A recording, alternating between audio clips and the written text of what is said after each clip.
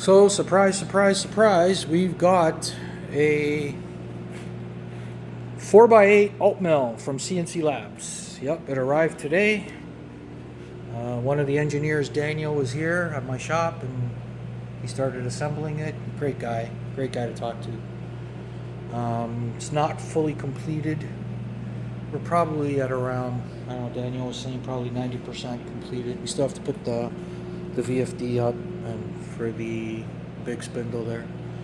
I just installed the G computer myself, but it is massive. It is huge, and the biggest upgrade now with the 4x8 is that you can offset your spoil board right here. So Y runs up to the end here, and the spoil board sits back 2.5 inches, so you can do vertical clamping for dovetails if you want.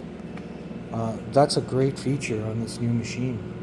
You can see our E-lock is still on the floor. It has to be hung, but yeah, this is it. This is a big CNC machine. It is massive.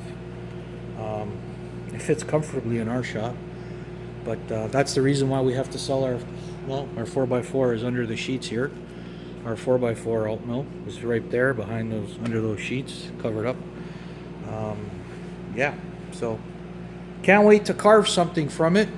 Hopefully we'll get it finished tomorrow and then go from there. And then the ATC, I think the ATC arrives in February. But really excited, really stoked. This is really going to increase our production. The 4x4 is a great machine. It's a great machine. It's just the bed size was just a little too small for us. And now with the 4x8 we'll be able to really hunker down and do some production work.